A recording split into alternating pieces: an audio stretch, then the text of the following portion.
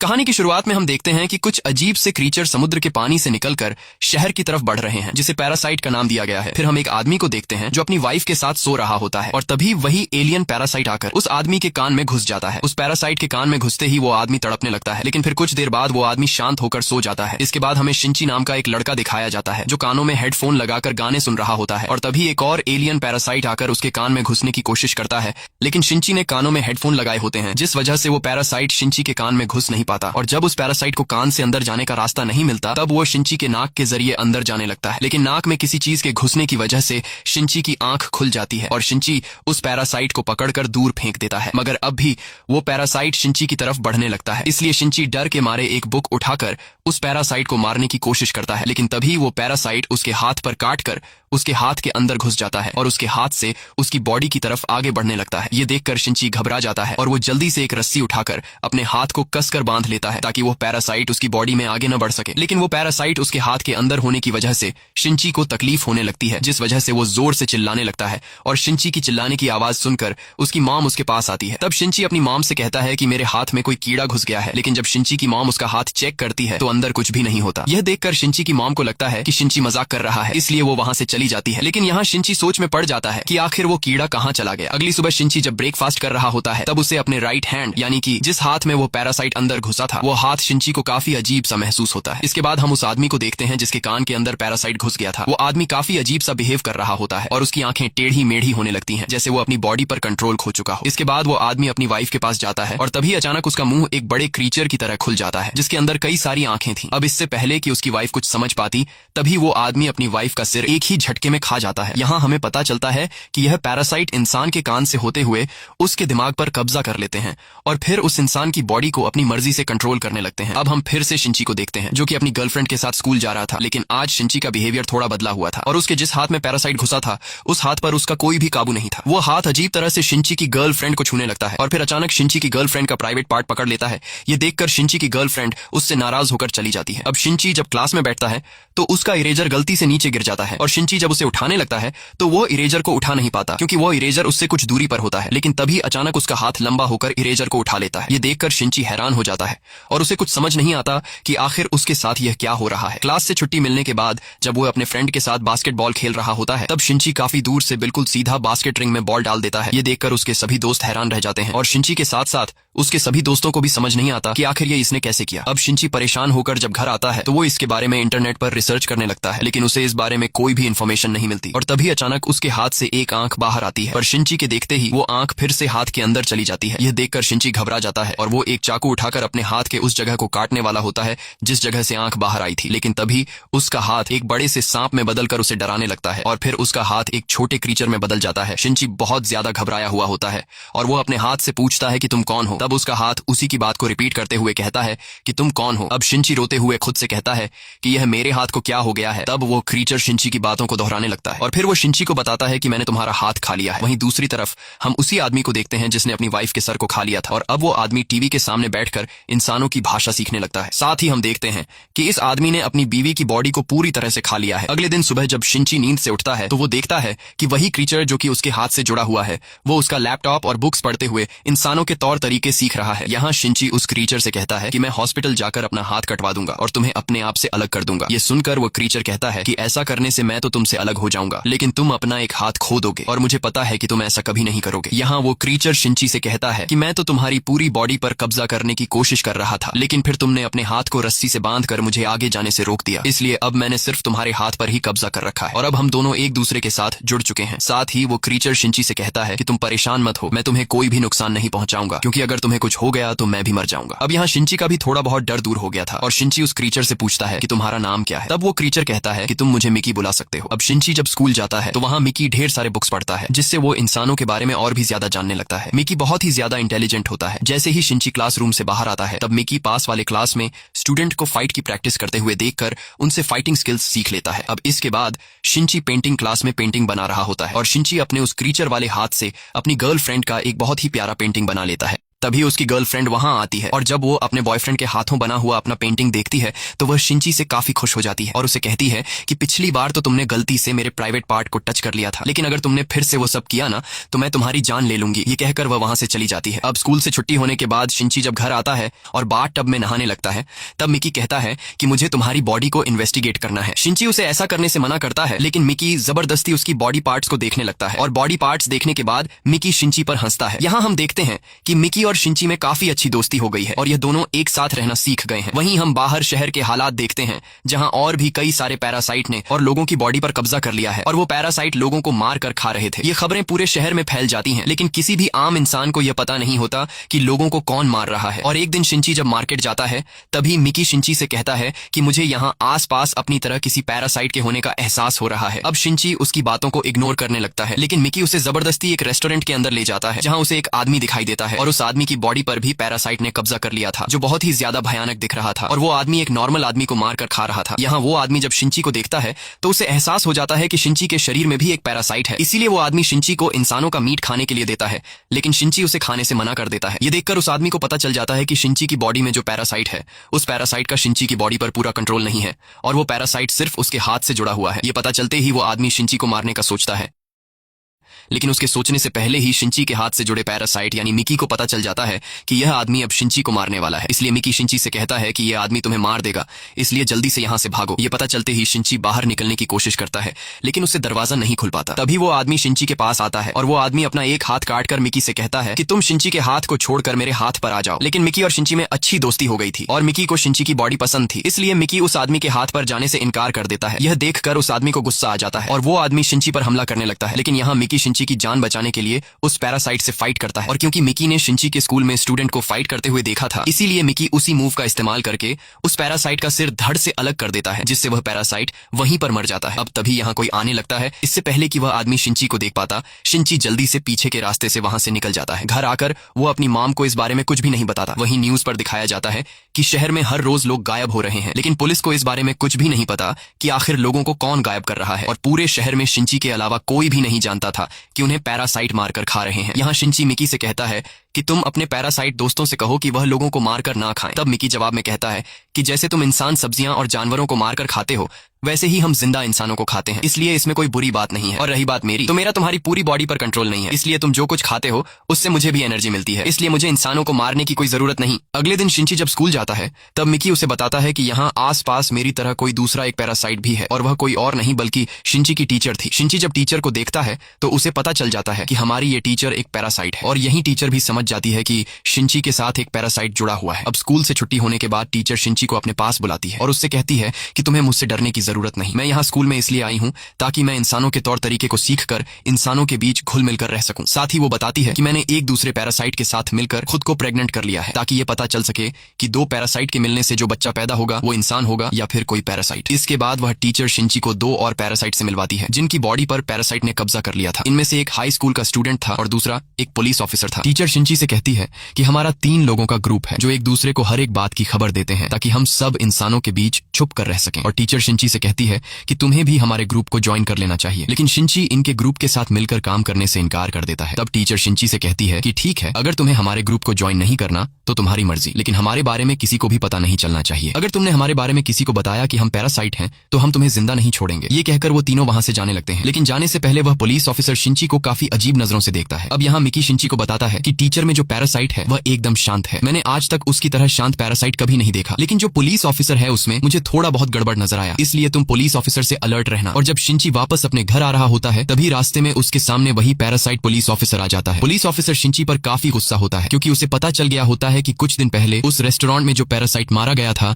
उसे शिंची ने मारा था, इसीलिए वह पुलिस ऑफिसर शिंची को मारने के लिए उस पर हमला करता है। लेकिन मिकी पुलिस ऑफिसर के हमले को रोककर शिंची को बचा लेता है। इसके बाद मिकी उस पुलिस ऑफिसर से फाइट करता है। यहाँ इन दोनों के बीच काफी तगड़ी फाइट होने लगती है और जब मिकी और वह पुलिस ऑफिसर लड़ रहे होते हैं तब शिंची समझदारी से काम लेते हुए आगे बढ़कर अपने दूसरे हाथ से उस पुलिस ऑफिसर के पेट में एक लोहे का रॉड घुसा देता है, जिससे पुलिस ऑफिसर की बॉडी से खून बहने लगता है। अब क्योंकि यह पैरासाइट एक इंसान की बॉडी में था, इसीलिए पुलिस ऑफिसर की बॉडी कमजोर होने की वजह से वो पैरासाइट भी कमजोर होकर वहीं पर गिर जाता है। इसके बाद शिंची सीधा वापस अपने घर की तरफ जाने लगता है। यहाँ इस पुलिस ऑफिसर की बॉडी ज्यादा खून बहने की वजह से काम करना छोड़ गई होती है, इसलिए उस पुलिस ऑफिसर की बॉडी में जो पैरासाइट होता है वो बॉडी से बाहर आ जाता है और अब वो एक नई इंसान की बॉडी की तलाश में होता है। तभी उस रास्ते से शिंची की मॉम गुजरती है और इस पुलिस ऑफिसर की बॉडी का पैरासाइट शिंची की मॉम की बॉडी के अंदर चला जाता है। वहीं घर में शिंची बहुत ज्यादा उदास बैठा होता है, क्योंकि आज उसने एक आदमी को मार दिया है, इसलिए वो खुद को गिल्टी फील कर रहा होता है। लेकिन तभी मिकी शिंची को वार्न करते हुए कहता है कि उस पुलिस ऑफिसर वाला पैरासाइट फिर से हमारी तरफ आ रहा है। ये सुनकर शिंची परेशान हो जाता है और कहता है कि उस पुलिस ऑफिसर को तो हमने मार दिया था, लेकिन पता नहीं वो फिर से कैसे जिंदा हो गया। अब खुद को बचाने के लिए शिंची एक चाकू लेकर एक कोने में छुप जाता है और तभी शिंची की मॉम घर के अंदर आ जाती है। शिंची की मॉम काफी अजीब सा बिहेव कर रही होती है। ये देखकर मिकी समझ जाता है कि उस पुलिस ऑफिसर वाला पैरासाइट अब शिंची की मॉम की बॉडी में आ गया है, इसलिए मिकी शिंची की मॉम को मारना चाहता है। लेकिन शिंची मिकी को उसे ऐसा करने से मना कर देता है, क्योंकि शिंची अपनी मॉम से बहुत ज्यादा प्यार करता है। लेकिन तभी शिंची की मॉम एक क्रीचर में बदल जाती है और उसकी मॉम से जुड़ा पैरासाइट शिंची के दिल पर वार करता है, जिससे शिंची बुरी तरह से घायल हो जाता है और नीचे गिर जाता है। अब शिंची को मारने के बाद वो पैरासाइट वहां से निकल जाता है। यहाँ शिंची के दिल पर वार होने की वजह से शिंची मर रहा होता है और शिंची अपनी आखिरी सांसें लेने लगता है। अब मिकी शिंची को बचाने के लिए उसके हाथ से निकलकर उसकी बॉडी के उस हिस्से में चला जाता है जहां पर छेद हुआ था और शिंची कई घंटों तक इसी हालत में यहीं पर पड़ा रहता है। यहाँ हम देखते हैं कि मिकी फिर से शिंची के हाथ में वापस आ रहा होता है और तभी कुछ घंटों बाद अचानक शिंची को होश आ जाता है। होश में आने के बाद शिंची आईने के सामने जाकर अपना जख्म देखने लगता है, लेकिन शिंची को अपनी बॉडी पर किसी भी जख्म का निशान दिखाई नहीं देता। यहाँ मिकी उसे बताता है कि मैंने तुम्हारे दिल को ठीक करने के लिए अपने हिस्से के कुछ सेल्स को वहां छोड़ दिया, जिससे तुम्हारा दिल वापस रिकवर हो गया और तुम्हारी जान बच गई। मगर यहाँ शिंची दोबारा से जिंदा होने से बिल्कुल भी खुश नहीं था, क्योंकि इस दुनिया में सिर्फ उसकी मॉम उसके साथ थी, लेकिन अब वो भी एक पैरासाइट के कब्जे में है। इसलिए अब शिंची उस पुलिस ऑफिसर के पैरासाइट पर काफी गुस्सा हो जाता है और बदले की आग में जलने लगता है। अगले दिन शिंची उस पुलिस ऑफिसर वाले पैरासाइट को ढूंढने लगता है जिसने शिंची की मॉम की बॉडी पर कब्जा कर लिया था। और यहाँ हम देखते हैं कि शिंची अब पूरी तरह से बदल गया है। जहाँ पहले वो एक डरपोक लड़का था, लेकिन अब उसकी बॉडी में मिकी के सेल्स आने की वजह से वो बहुत ज्यादा अग्रेसिव हो गया है और अब वो पूरे शहर में उस पैरासाइट को ढूंढने लगता है जिसने उसकी मॉम की बॉडी पर कब्जा कर लिया था। लेकिन वह पैरासाइट उसे कहीं पर भी नहीं मिलता और तभी वह एक ऐसी जगह पर चला जाता है जहाँ पर ढेर सारे लोग जमा हुए होते हैं और यहाँ एक पॉलिटिशियन लोगों को जमा करके उनसे वोट मांग रहा था। उस पॉलिटिशियन को देखने के बाद शिंची को पता चलता है कि जो पॉलिटिशियन वोट मांग रहा है वह भी एक पैरासाइट है। ये देखकर शिंची घबरा जाता है, क्योंकि अगर वह पैरासाइट पॉलिटिशियन इलेक्शन जीत गया तो पूरा शहर खतरे में पड़ सकता है। अगले दिन जब शिंची स्कूल जाता है तो वहाँ उससे वही स्टूडेंट मिलता है जो एक पैरासाइट था और ये स्टूडेंट टीचर के ग्रुप में शामिल था। यहाँ हमें पता चलता है कि टीचर ने जानबूझकर इस स्टूडेंट का इस स्कूल में ट्रांसफर करवा दिया है ताकि ये स्टूडेंट शिंची पर नजर रख सके। यहाँ वह स्टूडेंट बाकी स्टूडेंट के सामने शिंची से ऐसे मिलने का दिखावा करता है कि जैसे ये दोनों पहली बार मिल रहे हों और ये सब ऊपर से पैरासाइट टीचर देख रही होती है। घर आकर शिंची को मिकी बताता है कि जब से मैंने तुम्हारे दिल को अपने सेल से ठीक किया है तब से मुझे थकान महसूस होने लगा है, इसलिए अब मुझे हर रोज 4 घंटे के लिए सोना पड़ेगा और जब मैं सो जाऊंगा तब तुम्हें अपना ख्याल खुद रखना होगा। ये कहते हुए मिकी अचानक गायब होकर सो जाता है। शिंची उसे जगाने की कोशिश करता है, लेकिन मिकी नहीं जागता। वहीं दूसरी तरफ पुलिस ऑफिसर्स को शहर भर में कई सारे लोगों के मरने के रिपोर्ट्स मिलते हैं और इन्हें पता चलता है कि पूरे शहर में कुछ ऐसे लोग हैं जिनकी बॉडी में पैरासाइट है और वही पैरासाइट इंसान के रूप में लोगों के बीच छुप कर रहते हुए लोगों को मार रहे हैं। ये पता चलते ही पुलिस इस बारे में रिसर्च करने लगती है और इन्हें पता चलता है कि अगर किसी इंसान की बॉडी में पैरासाइट रह रहा हो तो उस इंसान के सर का बाल तोड़ने पर वह बाल किसी जिंदा चीज की तरह हिलने लगेगा। और ये खबर पुलिस वाले टीवी पर चला देते हैं, जिससे हर एक शहरी को पैरासाइट को पहचानने का तरीका मिल जाता है। और फिर अगले ही दिन हम स्कूल में देखते हैं कि वो स्टूडेंट जो एक पैरासाइट है उसकी सभी लड़कियां पेंटिंग बना रही होती हैं, जिसमें शिंची की गर्लफ्रेंड भी शामिल होती है। तभी एक लड़की मजाक में उस स्टूडेंट का सर से बाल खींचकर तोड़ देती है और तभी वो बाल टेढ़ा मेढ़ा होकर किसी जिंदा चीज की तरह हिलने लगता है। ये देखकर वो लड़की घबरा जाती है और वहां पर मौजूद सभी लड़कियों को पता चल जाता है कि ये स्टूडेंट एक पैरासाइट है। साथ ही उस पैरासाइट स्टूडेंट को भी पता चल जाता है कि मेरा राज खुल चुका है, इसीलिए अब वो अपने असली रूप में आता है और लड़कियों पर हमला कर देता है। यहाँ सभी लड़कियां शोर मचाने लगती हैं और लड़कियों की आवाज सुनकर शिंची उन्हें बचाने के लिए दौड़ता है। वहीं वो पैरासाइट टीचर भी समझ जाती है कि मैंने जिस पैरासाइट स्टूडेंट को शिंची पर नजर रखने के लिए रखा था उसका राज खुल चुका है। अब यहाँ क्लासरूम में शिंची की गर्लफ्रेंड हिम्मत जुटाकर कुछ केमिकल के बोतल उठाकर सीधा उस पैरासाइट के मुंह में फेंक देती है, जिससे वो पैरासाइट जलने लगता है और पूरी तरह से बेकाबू हो जाता है। जिसके बाद वो यहाँ वहाँ हमले करने लगता है। अब कुछ देर बाद जब शिंची वहाँ पहुंचता है तो वहाँ उस पैरासाइट ने कई लड़कियों को मार दिया था और अब वो पैरासाइट शिंची की गर्लफ्रेंड के पीछे लगा हुआ था। ये देखकर शिंची दौड़ते हुए जाकर उस पैरासाइट को नीचे गिरा देता है और उससे लड़ने लगता है। तभी यहाँ पर पैरासाइट टीचर भी आ जाती है। अब वो टीचर जब देखती है कि इस पैरासाइट स्टूडेंट ने कई लड़कियों को मार दिया है, ये देखकर वो टीचर गुस्सा हो जाती है, क्योंकि स्टूडेंट की इस हरकत की वजह से टीचर का राज भी दुनिया के सामने आ सकता है। इसलिए वो टीचर वहां पर एक बम फेंक कर चली जाती है, लेकिन बम के फटने से पहले ही शिंची अपनी गर्लफ्रेंड को उठाकर खिड़की से नीचे जंप कर देता है और तभी ऊपर वाले फ्लोर में एक जोरदार ब्लास्ट होता है। लेकिन इस ब्लास्ट में भी वो स्टूडेंट नहीं मारा जाता, मगर अब वो बुरी तरह से घायल हो चुका होता है। वहीं बाहर शिंची की गर्लफ्रेंड शिंची को काफी अजीब नजरों से देखने लगती है, क्योंकि बिल्डिंग के तीसरे फ्लोर से कूदने के बाद भी शिंची को कुछ नहीं हुआ था। और अब शिंची की गर्लफ्रेंड समझ जाती है कि शिंची भी एक पैरासाइट है। वहीं कुछ देर बाद जिस फ्लोर में ब्लास्ट हुआ था वहां पर पुलिस आ जाती है और पुलिस मालूम करने लगती है कि आखिर ये ब्लास्ट किसने किया। लेकिन तभी वो स्टूडेंट एक पुलिस अफसर पर हमला करके उसे मार देता है, जिसके बाद वो स्टूडेंट खुद को बचाते हुए ऊपर छत पर जाने लगता है। तभी बाहर मिकी शिंची को बताता है कि वो स्टूडेंट अभी भी जिंदा है और उसने और भी कई लोगों को मार दिया है। तब शिंची मिकी से पूछता है कि वो अब कहाँ है, जिस पर मिकी उसे बताता है कि वो स्टूडेंट इस वक्त स्कूल की छत पर है। ये पता चलते ही शिंची स्कूल के पास वाले बिल्डिंग के छत पर चला जाता है और मिकी से एक कमान बनाकर सीधा उस पैरासाइट स्टूडेंट को तीर मारता है, जिससे उस स्टूडेंट की मौत हो जाती है। इसके बाद शिंची सीधा उस पैरासाइट टीचर के पास जाता है और उससे पूछता है कि तुम्हारे ग्रुप में एक पुलिस ऑफिसर था, वो इस वक्त कहाँ होगा। तब टीचर बताती है कि उसे तो तुमने मार दिया है, जिस पर शिंची कहता है कि उसे मैंने मार तो दिया है, लेकिन उस पुलिस ऑफिसर के पैरासाइट ने मेरी मॉम की बॉडी पर कब्जा कर लिया है, इसलिए अब मैं उस पैरासाइट को मारना चाहता हूँ। तब टीचर शिंची को एक एड्रेस दे देती है और कहती है कि तुम्हें तुम्हारी माँ का पैरासाइट यहाँ पर मिल जाएगा। एड्रेस मिलते ही शिंची सीधा उस जगह पर जाता है जहाँ उसकी मॉम रहती है और कुछ ही देर बाद ये दोनों एक दूसरे के आमने सामने आ जाते हैं। यहाँ हम देखते हैं कि उसकी मॉम की आंखों में कोई भी इमोशंस नहीं है। उस पैरासाइट ने उसकी मॉम को पूरी तरह से कंट्रोल में ले लिया है। अब जैसे ही इन दोनों के बीच फाइट स्टार्ट होने वाली होती है, तभी मिकी को नींद आ जाती है और मिकी शिंची से कहता है कि मैं सोने जा रहा हूँ, लेकिन सोने से पहले वह शिंची के हाथ पर एक नुकीला हथियार बनाकर सो जाता है और अब शिंची को अकेले ही लड़ना पड़ेगा। तभी शिंची की मॉम एक क्रीचर में बदलकर शिंची पर हमला कर देती है और शिंची यहाँ खुद को बचाने लगता है। कुछ देर बाद शिंची भी काफी अच्छे से अपनी मॉम से लड़ने लगता है और जैसे ही शिंची इस पैरासाइट को मारने वाला होता है, तभी उसे अपनी माँ की आवाज सुनाई देती है। यहाँ शिंची की मॉम शिंची को काफी प्यार भरी नजरों से देखने लगती है और शिंची की मॉम कुछ देर के लिए उस पैरासाइट से अपना कंट्रोल लेकर अपने बेटे को पहचान लेती है, लेकिन तभी फिर से वो पैरासाइट शिंची की मॉम को अपने काबू में ले लेता है और शिंची पर सीधा हमला कर देता है।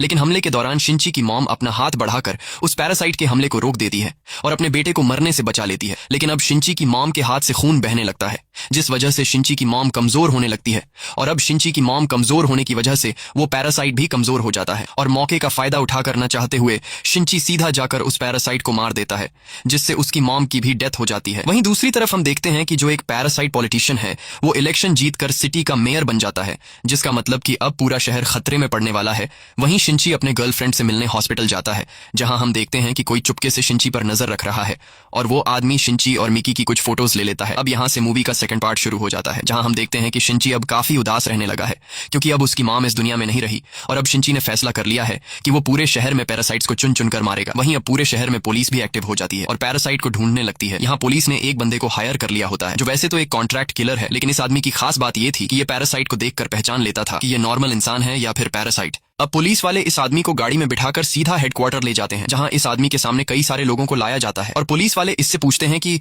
बताओ ये लोग पैरासाइट है या इंसान। तब ये कॉन्ट्रैक्ट किलर कई सारे लोगों को देखकर बताता है कि ये सभी नॉर्मल इंसान है, लेकिन जब उसके सामने शिंची को बिठा दिया जाता है तब ये कॉन्ट्रैक्ट किलर एक पल के लिए शिंची में कुछ खास देखता है, लेकिन फिर वो सोच में पड़ जाता है और समझ नहीं पाता कि शिंची पैरासाइट है या फिर नॉर्मल इंसान, क्योंकि शिंची पूरी तरह से पैरासाइट नहीं था, बल्कि सिर्फ शिंची के हाथ के साथ पैरासाइट जुड़ा हुआ था। इसीलिए वो शिंची को एक नॉर्मल इंसान बता देता है, जिसके बाद शिंची को जाने दिया जाता है। अब शिंची जब वापस घर आ रहा होता है तभी उसे एहसास होता है कि कोई उसका पीछा कर रहा है, लेकिन यहाँ वहाँ नजर घुमाने पर उसे कोई भी नजर नहीं आता, जिसके बाद शिंची अपने घर की तरफ जाने लगता है। लेकिन यहाँ हम देखते हैं कि सच में शिंची का एक आदमी पीछा कर रहा है और ये वही जासूस होता है जिसने कुछ महीने पहले हॉस्पिटल में शिंची और मिकी की फोटोज ली थी। वहीं दूसरी तरफ हम उस पैरासाइट पॉलिटिशियन को देखते हैं, जो अब शहर का मेयर बन चुका है और मेयर ने पैरासाइट का एक बड़ा ग्रुप बना लिया होता है। यहाँ वो पैरासाइट टीचर भी मेयर के साथ होती है और टीचर ने एक ह्यूमन बच्चे को जन्म दे दिया था। तब मेयर सभी पैरासाइट से कहता है कि अब वक्त आ चुका है कि हम पूरे शहर में से इंसानों को खत्म कर दें, जिसके बाद इस पूरे शहर पर हमारी हुकूमत होगी। साथ ही मेयर को पता चल चुका होता है कि शहर में शिंची नाम का एक लड़का है जो पैरासाइट को मार रहा है, इसलिए मेयर अपने साथियों से कहता है कि हमें शिंची और मिकी को मारना होगा, क्योंकि वो हमारे लिए एक खतरा है। लेकिन वो टीचर मेयर को ऐसा करने से मना कर देती है और कहती है कि शिंची और मिकी हमारे लिए बहुत खास है, क्योंकि पूरे शहर में सिर्फ वो दोनों ही हैं जो पैरासाइट और इंसान होने के बावजूद एक साथ मिलकर रह रहे।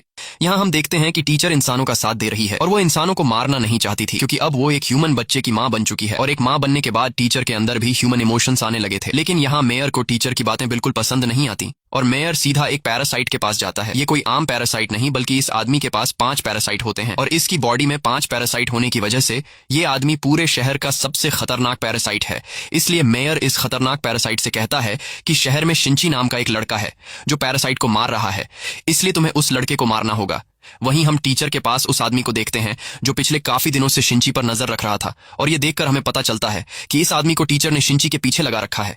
ये आदमी टीचर को शिंची और मिकी की कुछ फोटोज दिखाता है और कहता है कि शिंची पूरे शहर के लिए एक खतरा है, इसलिए हमें उसके बारे में पुलिस को बता देना चाहिए। पर टीचर उसे ऐसा करने से मना कर देती है। यहाँ हम देखते हैं कि ये आदमी टीचर को पसंद करने लगा है, लेकिन उसे पता नहीं है कि टीचर भी एक पैरासाइट है। अब वो जासूस आदमी जब घर आता है तो हम देखते हैं कि इस आदमी की एक बेटी भी है और ये आदमी अपनी बेटी से बहुत ज्यादा प्यार करता है। वहीं दूसरी तरफ शिंची की गर्लफ्रेंड को दिखाया जाता है जो शिंची से नाराज है क्योंकि शिंची ने उससे ये बात छुपाई थी कि वो एक पैरासाइट से जुड़ा है, इसलिए शिंची की गर्लफ्रेंड उससे नाराज होकर वहां से चली जाती है। अब शिंची जब घर वापस आ रहा होता है तभी रास्ते में वो जासूस उसका पीछा करने लगता है और जल्द ही शिंची को पता चल जाता है कि यह आदमी मेरा पीछा कर रहा है। ये पता चलते ही शिंची उस आदमी को पकड़ लेता है और उसे डराकर पूछता है कि बताओ तुम्हें मेरा पीछा करने को किसने कहा है। तब वो जासूस टीचर का नाम लेता है। ये सुनकर शिंची उस जासूस से कहता है कि तुम जिस औरत के लिए जासूसी कर रहे हो वो खुद भी एक पैरासाइट है, बल्कि वो तो पैरासाइट की लीडर है। लेकिन शिंची की इस बात पर उस जासूस आदमी को यकीन नहीं होता, इसीलिए शिंची टीचर के पास जाता है और एक टेप रिकॉर्डर ऑन कर लेता है। इसके बाद वो उस टीचर से पूछता है कि तुमने मेरे पीछे जासूस क्यों लगाया है। तब वो टीचर कहती है कि तुम शहर भर में पैरासाइट को क्यों मार रहे हो, तुम खुद भी एक पैरासाइट हो, इसलिए तुम पैरासाइट को मारने के बजाय तुम्हें पैरासाइट की मदद करनी चाहिए। शिंची टीचर को कोई जवाब नहीं देता और चुपचाप सीधा उस जासूस के पास आकर उसे वो टेप रिकॉर्डर दे देता है जिसमें टीचर की सारी बातें रिकॉर्ड की गई थी। साथ ही शिंची उस जासूस को बताता है कि इस शहर में हजारों की तादाद में पैरासाइट मौजूद है, यहाँ तक कि इस शहर का मेयर भी एक पैरासाइट है, इसलिए मैं तुम्हारी भलाई के लिए कह रहा हूँ कि तुम इन सब चीजों से दूर रहो वरना तुम मारे जा सकते हो। लेकिन यह जासूस टीचर से प्यार करने लगा था और अब टीचर की सच्चाई जानने के बाद वो काफी गुस्सा हो जाता है और अकेले ही सभी पैरासाइट का पर्दाफाश करने के काम पर लग जाता है। इसके बाद वो सीधा मेयर के पास जाता है और मेयर की सच्चाई दुनिया के सामने लाने के लिए टेबल के नीचे एक माइक फिट कर देता है, जिसके बाद वो जासूस वहां से जाने लगता है। लेकिन जल्द ही मेयर को पता चल जाता है कि इस जासूस ने मेरी बातों को रिकॉर्ड करने के लिए टेबल के नीचे माइक फिट किया है। अब यह सब पता चलते ही मेयर अपने आदमियों से कहता है कि इसे मार डालो। मेयर के ऑर्डर पर 2 पैरासाइट उस जासूस को मारने के लिए उसके घर पर जाते हैं, लेकिन वो जासूस घर पर मौजूद नहीं होता। अब जासूस को ना पाकर वो 2 पैरासाइट जासूस की बेटी को मारकर चले जाते हैं। अब जब वो जासूस घर आता है तो अपनी बेटी को मरा हुआ देखता है। ये देखकर वो जासूस बदले की आग में जलने लगता है और जासूस को लगता है कि मेरी बेटी को टीचर ने मारा है। दूसरी तरफ शिंची कहीं जा रहा होता है, तभी मिकी उसे बताता है कि तुम पर 5 पैरासाइट हमला करने आ रहे हैं और तभी वो पैरासाइट शिंची के सामने आ जाता है जिसके अंदर 5 पैरासाइट है। मिकी उसे देखकर सब समझ जाता है और वो शिंची से कहता है कि इस आदमी की बॉडी में 5 पैरासाइट है, इसलिए ये आदमी बहुत खतरनाक है। ये पता चलते ही शिंची वहां से भागने लगता है और वो 5 पैरासाइट वाला आदमी भी उसका पीछा करने लगता है। साथ ही वो पैरासाइट शिंची पर हमले करने लगता है, लेकिन शिंची उसे खुद को बचाता है और यहाँ शिंची बड़ी चालाकी से पेड़ से लटक कर उस 5 पैरासाइट वाले आदमी का सिर धड़ से अलग कर देता है। अब यहाँ शिंची को लगता है कि ये पैरासाइट मारा जा चुका है, इसलिए शिंची वहां से जाने लगता है। लेकिन तभी हम देखते हैं कि उस आदमी के बॉडी में जो बचे हुए 4 पैरासाइट थे उनमें से एक पैरासाइट निकलकर उस आदमी की बॉडी में चला जाता है, जिससे वो पैरासाइट वापस जिंदा हो जाता है। साथ ही वह पैरासाइट जिसे शिंची ने मार दिया था वो वापस उस आदमी के हाथ से जुड़ जाता है। वहीं दूसरी तरफ टीचर मेयर पर काफी गुस्सा होती है और उससे कहती है कि भूलो मत, मैंने तुम्हें इलेक्शन जितवाया है और जब मैंने तुमसे कहा था कि तुम इस जासूस और शिंची को मारने के लिए पैरासाइट नहीं भेजोगे तब तुमने ऐसा क्यों किया। लेकिन यहाँ मेयर टीचर की बात का कोई जवाब नहीं देता। अब यहाँ मेयर और आसपास खड़े पैरासाइट समझ जाते हैं कि टीचर पैरासाइट का साथ देने के बजाय इंसानों का साथ दे रही है, इसलिए टीचर जब वहां से जाती है तब मेयर उसे मारने के लिए कुछ पैरासाइट को भेज देता है। अब टीचर जब पार्किंग एरिया में आती है तो उसे पता चल जाता है कि मेयर ने मुझे मारने के लिए कुछ पैरासाइट को भेजा है, इसलिए टीचर उनसे लड़ने लगती है और एक ही झटके में तीनों पैरासाइट को मार देती है। और अब जब टीचर अपने घर आती है तो वह देखती है कि उसका बेटा गायब है और तभी उसे एक नोट मिलता है जिससे उसे पता चलता है कि मेरे बेटे को उस जासूस ने किडनैप किया है। ये देखकर टीचर को काफी गुस्सा आता है। साथ ही उस जासूस ने टीचर के लिए लिखा था कि मैं शहर के पास वाले ब्रिज पर खड़ा हूँ। ये पता चलते ही टीचर तुरंत उस तरफ निकल पड़ती है और कुछ ही देर बाद टीचर उस ब्रिज पर पहुंच जाती है जहां वो उस जासूस को देख लेती है और तभी वहां पर शिंची भी पहुंच जाता है। यहाँ वो जासूस बच्चे को ब्रिज से नीचे गिराने लगता है, तब शिंची और टीचर उसे ऐसा करने से मना करते हैं और देखते ही देखते वहां पर लोगों की भीड़ जमा हो जाती है। साथ ही पुलिस भी वहां पर पहुंच जाती है। वहीं दूसरी तरफ पुलिस को पता चल चुका था कि मेयर ने सिटी हॉल में कई सारे पैरासाइट को छुपा कर रखा है, इसीलिए पुलिस की एक बड़ी टीम मेयर को मारने के लिए जाने लगती है। साथ ही पुलिस पूरे शहर में पैरासाइट को ढूंढने लगती है और मशीन से लोगों को स्कैन करने लगती है। जैसे ही पुलिस को पता चलता है कि यह आदमी पैरासाइट है तब पुलिस उस आदमी को साइड पर ले जाकर मार डालती है और इस तरह से पुलिस कई सारे पैरासाइट को मार देती है। अब जब पुलिस की एक बड़ी नफरी सिटी के मेयर के पास पहुंचती है तब मेयर बहुत सारे लोगों के बीच स्पीच दे रहा होता है और मेयर इंसानों के बजाय पैरासाइट की सेफ्टी की बातें करता है। ये सब सुनकर पुलिस बिना सोचे समझे मेयर को गोलियों से छलनी कर देती है। अब जब पुलिस पीछे मुड़कर देखती है तो वहां पर वही पैरासाइट खड़ा होता है जिसके अंदर 5 पैरासाइट थे। इस पैरासाइट को देखते ही पुलिस उस पर फायरिंग शुरू कर देती है, लेकिन वह पैरासाइट एक शील्ड बनाकर खुद को बचा लेता है। वहीं दूसरी तरफ लोगों की भीड़ में वो जासूस टीचर के बच्चे को जैसे ही नीचे गिराने वाला होता है तभी वो टीचर अपनी असली रूप में आकर उस जासूस को मार डालती है और अपने बच्चे को बचा लेती है। लेकिन अब टीचर का राज दुनिया के सामने आ चुका था, इसलिए पुलिस ऑफिसर्स टीचर को खतरनाक समझकर उसे शूट करवा देते हैं। लेकिन यहाँ टीचर खुद की बिना परवाह किए अपने बच्चे को प्रोटेक्ट कर लेती है और उसे कई सारी गोलियां लग जाती हैं, जिससे टीचर बुरी तरह से घायल हो जाती है। और टीचर धीरे धीरे आगे बढ़ते हुए अपना बच्चा शिंची को दे देती है और कहती है कि तुम इसे एक नॉर्मल इंसान की तरह बड़ा करना। ये कहकर ज्यादा गोलियां लगने की वजह से टीचर वहीं पर गिरकर मारी जाती है। अब पुलिस ऑफिसर शिंची को गाड़ी में बैठाकर इन्वेस्टिगेशन के लिए अपने हेडक्वार्टर ले आते हैं, जहां पर पुलिस की एक बड़ी नफरी खड़ी होती है। और तभी वहां पर वह 5 पैरासाइट वाला आदमी आ जाता है और वह पैरासाइट अब शिंची को मारना चाहता था, इसलिए शिंची गाड़ी में बैठकर वहां से भागने लगता है। लेकिन तभी वह पैरासाइट उड़कर उसकी कार के ऊपर आ जाता है और ऊपर से शिंची पर हमला करने लगता है, जिस वजह से शिंची से कार अनबैलेंस होकर ब्रिज से नीचे गिर जाती है। लेकिन गाड़ी के ब्लास्ट होने से पहले ही मिकी शिंची को ऊपर खींचकर उसकी जान बचा लेता है। इसके बाद शिंची अपनी जान बचाने के लिए जंगल की तरफ भागने लगता है, लेकिन वह पैरासाइट इतनी आसानी से शिंची को कहां जाने देने वाला था और वह भी शिंची का पीछा करते हुए जंगल में पहुंच जाता है। यहाँ मिकी शिंची से कहता है कि जब तक मैं तुम्हारे साथ जुड़ा रहूंगा तब वह पैरासाइट हमें आसानी से ढूंढ लेगा, इसलिए अगर तुम्हें अपनी जान बचानी है तो हम दोनों को अलग होकर इस पर हमला करना पड़ेगा, नहीं तो अगर हम दोनों एक साथ रहे तो वह हमें ढूंढकर मार देगा। शिंची को मिकी की बात ठीक लगती है, इसलिए ये दोनों अलग हो जाते हैं और अब वो पैरासाइट शिंची को ढूंढते हुए जंगल के बीचों बीच पहुंच जाता है और यहाँ चुपके से मिकी उस पैरासाइट पर हमला कर देता है। लेकिन वो पैरासाइट बड़ी आसानी से मिकी का वार रोक लेता है और तभी पीछे से शिंची भी उस पर अटैक करता है, पर वो पैरासाइट शिंची का भी वार रोक लेता है और शिंची को दूर फेंक देता है। ये देखकर शिंची और मिकी समझ जाते हैं कि ये पैरासाइट बहुत ही ज्यादा ताकतवर है, इसीलिए मिकी शिंची से कहता है कि तुम यहाँ से भाग जाओ, मैं अकेले ही इससे लड़ता हूँ। लेकिन शिंची मिकी को अकेले नहीं छोड़ना चाहता था, पर मिकी उसे बार बार कहता है कि अगर तुम यहाँ से नहीं गए तो हम दोनों ही मारे जाएंगे। इसलिए शिंची अब ना चाहते हुए मिकी को छोड़कर वहां से भागने लगता है और यहाँ अकेला मिकी इस पैरासाइट से लड़ने लगता है। लेकिन मिकी अकेले 5 पैरासाइट का मुकाबला नहीं कर पाता और वो पैरासाइट मिकी को मार डालता है। वहीं शिंची अपने गर्लफ्रेंड के घर पर पहुंच जाता है और शिंची बुरी तरह से घायल होता है। तब उसकी गर्लफ्रेंड उसका ख्याल रखती है और अगली सुबह जब शिंची नींद से जागता है तो वह देखता है कि मिकी फिर से उसके हाथ में आ रहा है। ये देखकर शिंची काफी खुश होता है और हमें पता चलता है कि पिछली बार जब मिकी शिंची की जान बचाने के लिए इसकी बॉडी के अंदर गया था तो वहां मिकी ने शिंची की बॉडी के अंदर अपने कुछ सेल्स छोड़े थे और इसी सेल्स की मदद से मिकी अब फिर से शिंची के हाथ में आने लगता है। और अब मिकी को फिर से अपने हाथ में देखकर शिंची समझ जाता है कि वो 5 पैरासाइट वाला आदमी मिकी की मदद से मुझे फिर से ढूंढ लेगा, इसलिए शिंची अब अपनी गर्लफ्रेंड की जान खतरे में नहीं डालना चाहता था और शिंची अपनी गर्लफ्रेंड को यहीं पर छोड़कर बाहर आ जाता है। बाहर आकर वह देखता है कि वो 5 पैरासाइट वाला आदमी मुझे ढूंढते हुए यहाँ तक पहुंच गया है। अब इस आदमी से खुद को बचाने के लिए शिंची दौड़ते हुए एक फैक्ट्री के अंदर आ जाता है जहां पर कचरे को जलाया जाता है। अब यहाँ वो पैरासाइट शिंची पर हमला करने लगता है, लेकिन शिंची किसी तरह करके खुद को बचा लेता है और शिंची एक लोहे का रॉड उठाकर उस पैरासाइट के पेट में घोंप देता है। लेकिन इस छोटे से लोहे की रॉड से उस पैरासाइट को कुछ नहीं होता और तभी वो पैरासाइट शिंची पर हमला कर देता है। लेकिन मिकी उस पैरासाइट का हमला रोक देता है और तभी इस पैरासाइट को कुछ होने लगता है और एक एक करके सभी पैरासाइट उसकी बॉडी से निकलने लगते हैं, जिस वजह से वह अजीब तरह से तड़पने लगता है। ये देखकर शिंची सोच में पड़ जाता है कि आखिर इस पैरासाइट को क्या हुआ। तब मिकी उसे बताता है कि तुमने जो रॉड उसे मारी थी उस रॉड पर कई सारे केमिकल्स थे, जिस वजह से उस आदमी के बॉडी में जितने भी पैरासाइट हैं वो सभी पैरासाइट खुद को खतरे में समझकर उसकी बॉडी से अलग हो रहे हैं। अब देखते ही देखते उस आदमी की बॉडी से सारे पैरासाइट निकल जाते हैं और सिर्फ सबसे खतरनाक पैरासाइट की बॉडी रह जाती है, जिसे शिंची उठाकर आग में फेंक देता है और फाइनली वह खतरनाक पैरासाइट जलकर मारा जाता है। अब हम कुछ हफ्तों के बाद का सीन देखते हैं जहां सभी पैरासाइट मारे जा चुके हैं और पूरे शहर में सभी लोग नॉर्मल लाइफ जीने लगे हैं। बस अब सिर्फ शिंची के पास पैरासाइट रह चुका है और एक दिन मिकी भी शिंची से कहता है कि अब सारे पैरासाइट खत्म हो चुके हैं, इसीलिए अब वक्त आ चुका है कि मैं तुमसे अलग हो जाऊं। इस तरह से तुम्हें अपना हाथ वापस मिल जाएगा और तुम अपनी मर्जी के मुताबिक जिंदगी गुजार पाओगे। लेकिन शिंची मिकी को जाने से मना कर देता है क्योंकि शिंची और मिकी में काफी अच्छी दोस्ती हो चुकी थी।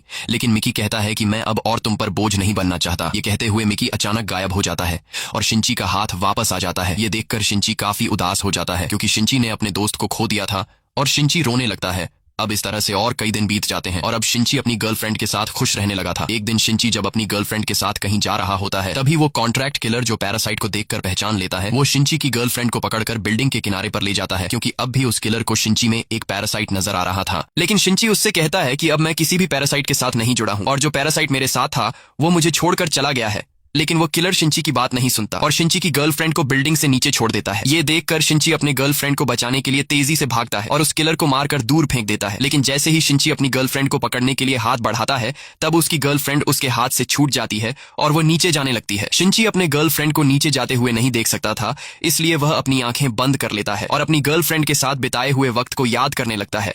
लेकिन तभी शिंची को अपने दोस्त मिकी की आवाज सुनाई देती है। मिकी की आवाज सुनकर शिंची फौरन अपनी आंखें खोल लेता है और वह देखता है कि उसने अपनी गर्लफ्रेंड को पकड़ लिया है। जिसके बाद शिंची जल्दी से अपनी गर्लफ्रेंड को ऊपर खींच लेता है। यहाँ शिंची अपने हाथ को देखने लगता है और हमें पता चलता है कि जब शिंची की गर्लफ्रेंड उसके हाथ से छूटकर नीचे गिर रही थी, तब मिकी ने आकर उसकी गर्लफ्रेंड को बचा लिया था। इसी के साथ ये कहानी खत्म हो जाती है। अगर आपको ये वीडियो अच्छी लगी हो तो हमारे चैनल को सब्सक्राइब और वीडियो को लाइक जरूर कीजिएगा।